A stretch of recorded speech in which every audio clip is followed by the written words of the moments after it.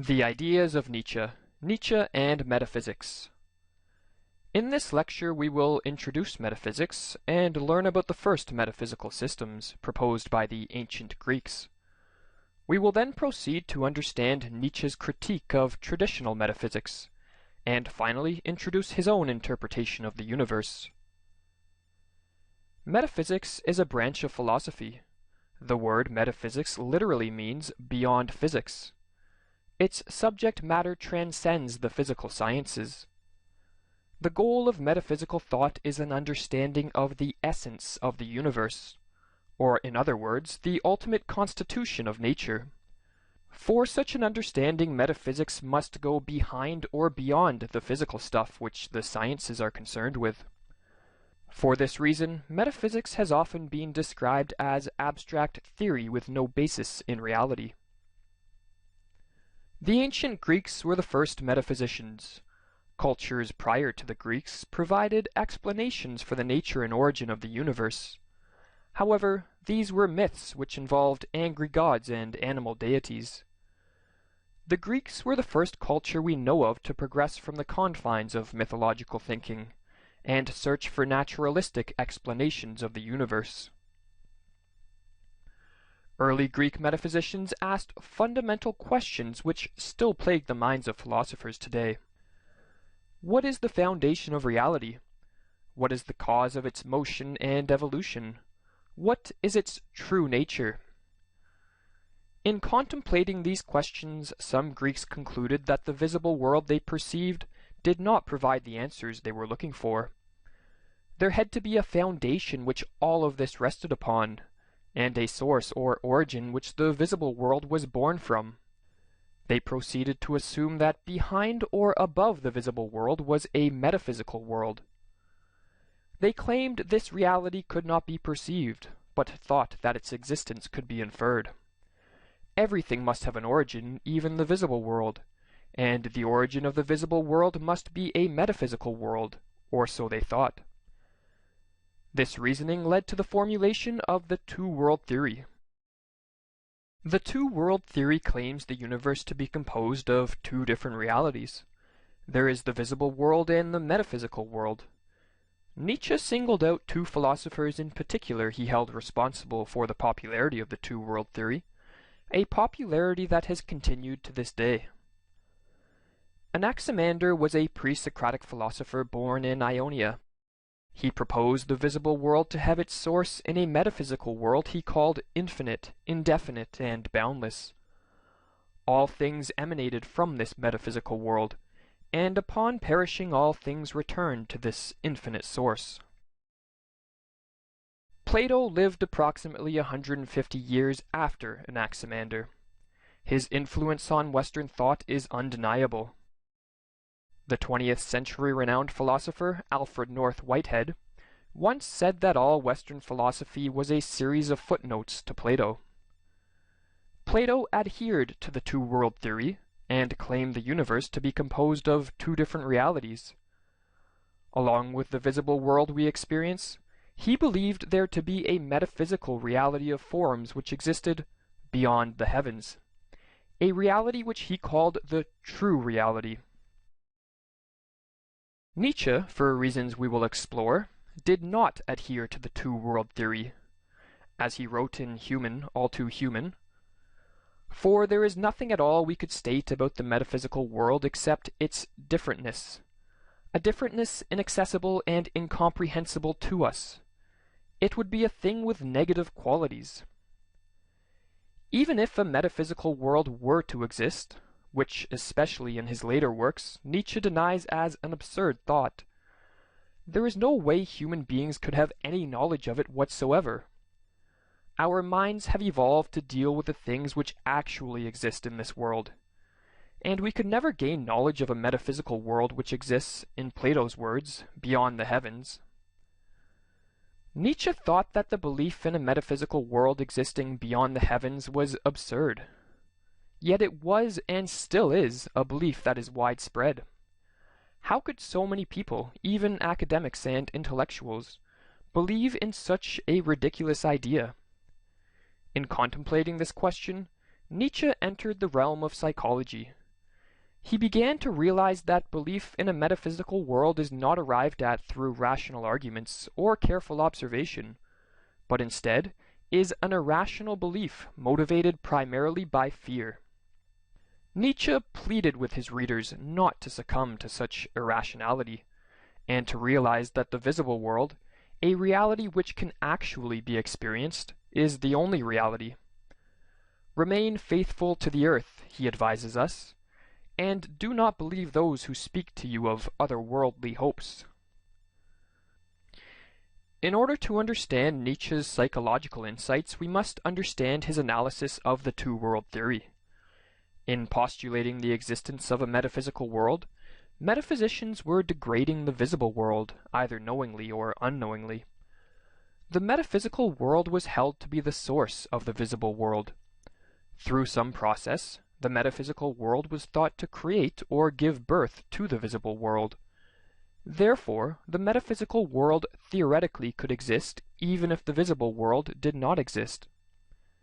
This implies that the metaphysical world is somehow higher or more valuable than the visible world, an implication which led early metaphysicians to morally judge the two different realities. A moral judgment being simply a judgment about whether something is good or evil, right or wrong. The metaphysical world they claimed is good. It was called divine, immortal, and indestructible by Anaximander, and proposed to be the home of goodness, truth, beauty, and perfection by Plato. The visible world, on the other hand, was thought to be a defective and evil world, nothing but a shadow of the divine metaphysical world. Nietzsche asked himself why a non-perceptible metaphysical world would be called divine and beautiful, while the reality we actually experience, the visible world, would be degraded as defective and evil. Nietzsche began to understand that all metaphysical worlds were thought to be permanent and stable realities. It was an eternal reality, one devoid of flux, a world of being, to use the terminology of metaphysics. The visible world, as we all know, is a world characterized by change. Things grow, transform, and die. It is a world of flux, or a world of becoming. Nietzsche concluded that it was because the metaphysical world was posited to be a stable and permanent reality that it was deemed good, and it was because the visible world is a world of flux that it was called evil and defective. Why would a permanent and stable reality be called good, and a reality of change be called evil? Because change entails suffering, the pains of growth, fear, loss, anxiety, and death. Anaximander expresses the idea that the visible world, the world of change, is the home of all the things humans spend their lives trying to avoid or deny. Who is there that could redeem you from the curse of coming to be, he asks.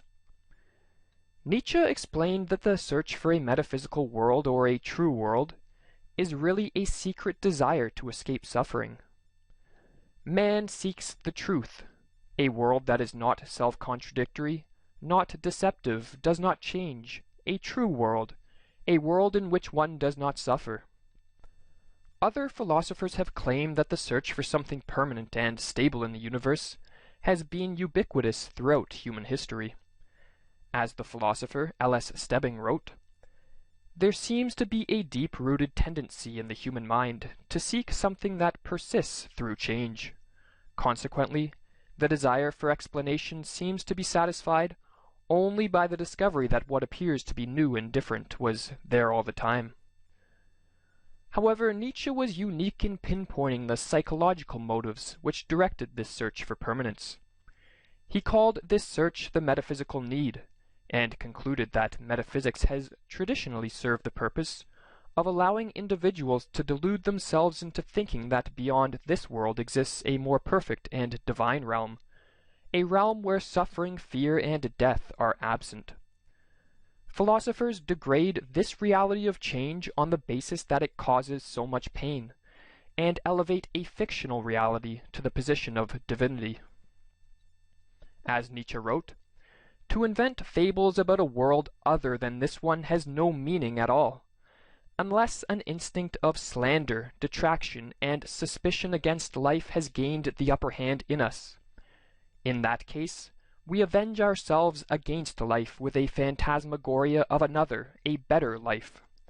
A phantasmagoria, for those unfamiliar with the word, is a series of imaginary images.